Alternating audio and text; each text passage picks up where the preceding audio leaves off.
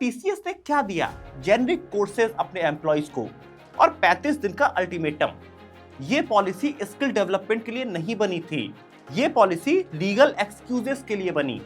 Employ AI ready नहीं हुआ 35 दिन में, परफॉर्मेंस इशू आया और टर्मिनेट करना शुरू कर दिया गया। रिस्पॉन्सिबिलिटी टीसीएस की थी और ब्लेम एम्प्लॉइज पे पड़ा। और रिजल्ट सुनिए, 30,000 लोगों को सिर्फ 6 महीने में बाहर कर दिया गया। इसको कहते हैं ट्रांसफॉर्मेशन, या कहते हैं लीगली प्रोटेक्टेड मास फायरिंग। पर यह सिर्फ पहला विलेन था, दूसरा विलेन इससे भी डेंजरस है दोस्तों।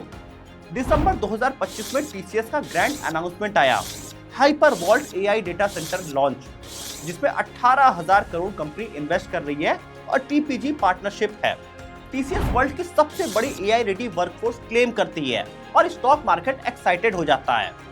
सेम मशीन 11,000 एम्प्लॉइज को टर्मिनेट कर देती है। चलिए डेटा से आपको दिखाते हैं। टीसीएस का कुल रेवेन्यू फाइनेंशियल ईयर 25 में $30 बिलियन और टीसीएस का एआई रेवेन्यू $1.8 बिलियन। परसेंटेज निकालो तो सिर्फ 6%, मतलब 94% रेवेन्यू अभी भी ट्रेडिशनल सर्विसेज से आ रहा है। तो एआई लेड कंपनी कैसे बन गई?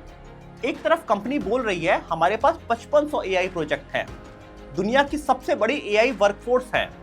दूसरी तरफ एम्प्लॉय को ये निकालते जा रहे हैं और कह रहे हैं ये एआई रेडी नहीं है। सुनिए केयरफुली, अगर आपके पास 5500 एआई प्रोजेक्ट हैं और अगर $1.8 बिलियन एआई रेवेन्यू जनरेट कर रहे हो और अगर तुम्हारी वर्ल्ड की लार्जेस्ट एआई वर्कफोर्स है, तो सडनली 30,000 एम्प्लॉय को एआई रेडी कैसे नहीं कर पाए? दो ऑप्शन है यहाँ पे दोस्तों। ऑप्शन 1 है तुम एआई कैपेबिलिटी के बारे में झूठ बोल रहे हो, या ऑप्शन 2 है तुम एम्प्लॉइज की स्किल के बारे में झूठ बोल रहे हो। दोनों में से एक झूठ तो पक्का है। अब असली ट्रुथ क्या है? एआई ने रूटीन वर्क को असल में ऑटोमेट कर दिया। जीसीसीज ने ट्रेडिशनल बिजनेसेस छीन लिए, डिमांड मार्केट में स्लो हो गई और कंपनी को कॉस्ट कटिंग करनी पड़ी। एआई ट्रांसफॉर्मेशन का प्रोफेशनल लेबल लगा दिया गया, बस इन्वेस्टर्स को स्टोरी मिल गई, स्टॉक टेम्परेरी स्टेबल हो गया। पर रियलिटी क्या थी? 18,000 करोड़ एआई इंफ्रास्ट्रक्चर पे, पर एम्प्लॉय की अपस्किलिंग पे कुछ भी नहीं। एक मिड लेवल इंजीनियर को प्रॉपरली ट्रेन करने में 23 लाख एनुअली कॉस्ट आता है और 30,000 एम्प्लॉइज को ट्रेन करने का कॉस्ट 5% भी नहीं होगा 18,000 करोड़ के। पर नहीं, बिल्डिंग्स पे कंपनी पैसा लगा रही है और ह्यूमंस को निकाल रही है।